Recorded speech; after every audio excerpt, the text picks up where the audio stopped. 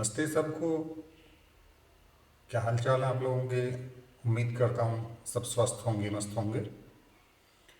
बच्चों की डिमांड थी काफ़ी दिन से कि सर ऑनलाइन नहीं मिलते हैं, तो आज एक नए फ्रेश चैप्टर के साथ, मुद्रा और बैंकिंग के साथ हम फिर से आपके साथ हाजिर हुए। देखेंगे मुद्रा और बैंकिंग। आज की क्लास बहुत छोटी सी क्लास होगी, शुरुआत थोड़े से, उसके बाद में लंबी लंबी क्लासेस हम रिकॉर्ड करेंगे। तो पहली बात, मुद्रा और बैंकिंग। मुद्रा और बैंकिंग में जैसे नाम आ रहा है कि मुद्रा क्या है, अब की बार कोशिश ये की है कि हमारी क्लास जो हो वो हिंदी मीडियम वाले बच्चों के साथ साथ इंग्लिश मीडियम वाले बच्चों को भी बराबर का फ़ायदा मिले। तो सबसे पहली बात, मुद्रा का नाम आते ही डेफिनेशन आती है कि what is the definition of money. तो क्या है मुद्रा? वह वस्तु जो वस्तु और सेवाओं के लेन देन के लिए काम आती है, एक्सचेंज के लिए काम आती है और सामान्य रूप से स्वीकार की जाती है। यानी ये बड़ी चीज़ है, इसमें स्वीकार्यता होनी चाहिए मुद्रा में। ये नहीं है कि कोई चीज़ जो मुद्रा का रूप में आ रही है उसको मैं स्वीकार कर लूँ लेकिन आप स्वीकार नहीं करें, आप स्वीकार कर लें लेकिन आपका दोस्त स्वीकार नहीं करे, आपके दोस्त ने स्वीकार कर लिया लेकिन उसने स्वीकार नहीं किया। सर्व स्वीकार्यता सबसे पहली बात है मुद्रा की।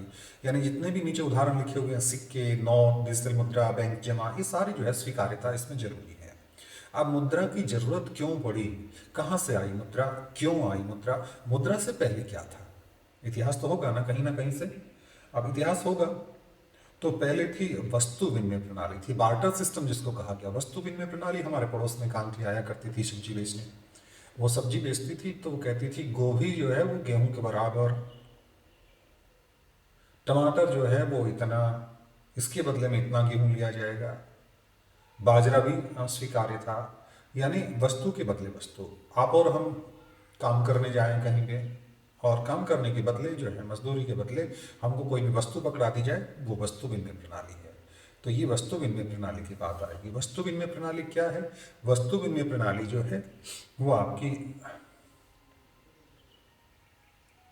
ये आपके सामने है, वस्तु विनिमय प्रणाली, जिसमें वस्तु और सेवाओं का आदान प्रदान बिना मुद्रा के होता था। यानी इसमें जो उदाहरण आपका बता रखा, किसान गेहूं देकर कपड़ा लेता था, तो इस वस्तु विनिमय प्रणाली में क्या हुआ बेटा जी, इसमें आई समस्याएं। इसमें समस्याएं, व्यवहारिक समस्याएं आई। व्यवहारिक समस्याओं में सबसे पहली बात थी कि दोहरे संयोग की आवश्यकता। दोहरे संयोग, डबल कोइंसिडेंस ऑफ वांट्स का मतलब क्या है? इसका मतलब ये है कि मुझे जो वस्तु चाहिए वो मैं जिससे ले रहा हूं उसके पास नहीं है, और उसे जो वस्तु चाहिए वो मेरे पास नहीं है।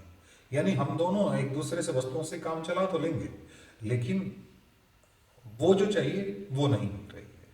तो वो दोहरे संयोग की आवश्यकता जो है बड़ी दिक्कत रहती थी।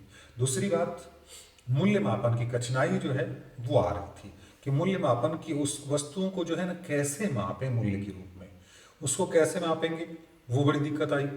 कि भाई आज तो हमारे पास जो है कोई भी वस्तुएं जो हैं वो उनमें हम माप लेंगे कि ये पेन इतने रुपए का है, ये लैपटॉप इतने रुपए का है, ये सारा कुछ हम कर लेंगे इसमें।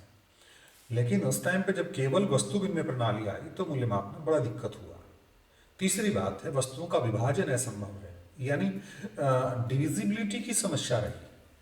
कुछ चीजें ऐसी थी जिनका डिवीजन करना बहुत मुश्किल है। कि मान लीजिए आपके पास भैंस है, आपको चीनी चाहिए। अब चीनी और भैंस के रेट में काफी फर्क होगा। सीधी सी बात है कि भैंस बहुत महंगी होगी, चीनी उसकी तुलना में बहुत सस्ती होगी। तो आप भैंस का विभाजन तो नहीं कर सकते ना। चीनी का विभाजन कर सकते हैं आप, लेकिन भैंस का विभाजन नहीं कर सकते। आपके पास बड़ी वस्तु, आपके पास मकान है, आप उसके बदले में कुछ और चाहिए तो बड़ी दिक्कत होगी, उसका विभाजन नहीं किया जा सकता। चौथी जो व्यवहारिक समस्या आई वो मूल्य संचय की कठिनाई आई। मूल्य संचय की कठिनाई का मतलब किसी भी वस्तु का जो मूल्य है उसको स्टोर करके रखना। आज हमारे पास पैसा है, आज के दिन मुद्रा आ गई तो हम उसको स्टोर करके रख सकते हैं, लेकिन उस टाइम पे वस्तु विनिमय में इसको स्टोर करके कैसे रखेंगे? क्यों? क्योंकि मकान है, उसको स्टोर करके रखना, उसको 5 साल बाद में बेचेंगे तो उसकी कीमत गिर सकती है। कुछ चीज़ें जो है वो खराब हो जाएंगी। मान लो आपके पास घी है, उसको स्टोर करके आपने रख लिया 5 साल के लिए, वो तो खराब हो गया। तो ये दिक्कत है। पांचवी जो समस्या, व्यवहारिक समस्या इसमें आई, वो स्थगित भुगतान की सुविधा नहीं थी उसमें। यहाँ पे difficulty in deferred payments. Deferred payments का मतलब क्या होता है बेटा जी? कि आपने लोन लिया, या आपने कोई भी वस्तु रखी, अब आप उसका भुगतान करेंगे इन फ्यूचर, आपको 2 साल 3 साल 6 महीने जो 2 महीने जो भी करना है वो स्थगित भुगतान है, आज नहीं बाद में करेंगे आप। तो वस्तुओं के रूप में स्थगित भुगतान जो है बहुत मुश्किल था कि किस तरह से कर पाएंगे। तो ये आपका जो है व्यवहारिक समस्याएं इसकी आई, और ये व्यवहारिक कठिनाइयां जब आपके पास आई, और ये व्यवहारिक कठिनाइयां जब आई तो हुआ मुद्रा का उदय। और मुद्रा किसे, वो वस्तु जो वस्तु और सेवाओं के लेन देन के काम आती है, उनके एक्सचेंज के काम आती है, जिसमें सर्व स्वीकार्यता का गुण हो, क्योंकि वस्तु विनिमय में बड़ी दिक्कत आ रही थी, इसलिए यहां पे दिक्कत आई।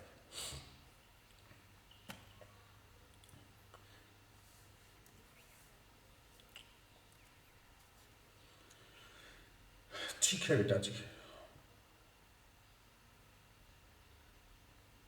अब बात आती है मुद्रा के कार्य कि मुद्रा जो है वो क्या काम करती है। जस्ट ये टेक्निकल, हाँ, जैसे व्यवहारिक समस्याएं मेरे सामने आ रही हैं, बड़े दिन हो गए ना, इसलिए थोड़ी सी टेक्निकल दिक्कत आ रही है, तो इस स्लाइड को भी इधर उधर करना पड़ता है हमें। वैसे करता हूँ तो छुप जाती है ना। एक स्लाइड थोड़ी सी बड़ी बन गई, चलो यहाँ पे दिखाऊंगा बाद में समस्या। ये आ गई मुद्रा के कार्य। अब मुद्रा के कौन कौन से कार्य हैं? मुद्रा के कार्य आपको याद रखने की बात इतना सा है कि जो व्यवहारिक समस्याएं वस्तु विनिमय प्रणाली में थी, उन समस्याओं का समाधान किसने किया? मुद्रा ने किया। तो वही काम उसके होंगे, यानी समस्या थी विनिमय के माध्यम की समस्या थी, तो मुद्रा के काम में पहला आ गया विनिमय का माध्यम।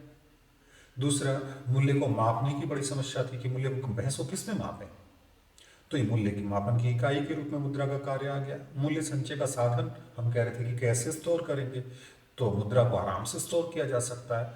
स्थगित भुगतान को कैसे करेंगे वस्तुओं में, तो ये मुद्रा का काम है, ये स्थगित भुगतान का करती है। भाई पैसे दे देंगे आपको, 6 महीने बाद में देंगे, 12 महीने बाद में दे देंगे, ब्याज दे देंगे, ये जो भी है ये सारा कुछ स्थगित भुगतान का मानक आ गया। अब बात आती है आपकी मुद्रा की मांग की। मुद्रा की मांग क्या है? मुद्रा की मांग का अर्थ है कि लोग अपने पास कितनी मात्रा में मुद्रा रखना चाहते हैं। Demand for money means the desire to hold cash for various purposes. तो उसमें वेरियस पर्पज में पहला कारण है आपका ट्रांजेक्शन मोटिव है, या लेन देन का कारण है कि आपको लेन देन करना है। फिर दूसरा है कि आपकी जो है प्रिकॉशनरी मोटिव आता है। तीसरा आपका सट्टा उद्देश्य। तो सट्टा नाम से आपको थोड़ा हो सकता है कंफ्यूजन हो जाए। सट्टा का मतलब वो नहीं है कि आप सट्टा बाजार देखते हैं। सट्टा का मतलब ये होता है कि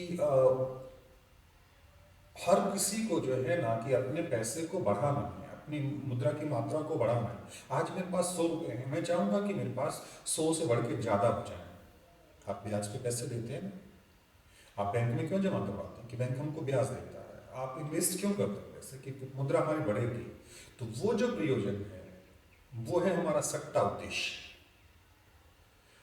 जैसे आपने इन्वेस्ट किया पैसा, जमीन में इन्वेस्ट किया या और किसी जगह आपने इन्वेस्ट किया, आपने म्यूचुअल फंड्स में लगाया, आपने शेयर मार्केट में पैसा लगा दिया, तो वो सट्टा उद्देश्य है ना। ये मुख्य कारण है मुद्रा की मांग की। और उसके बाद में आपकी मुद्रा की आपूर्ति की बात आएगी। मुद्रा की आपूर्ति को नेक्स्ट में देखेंगे, आज बस इतना से पढ़ेंगे। मिलते हैं, तब तक के लिए बाय बाय।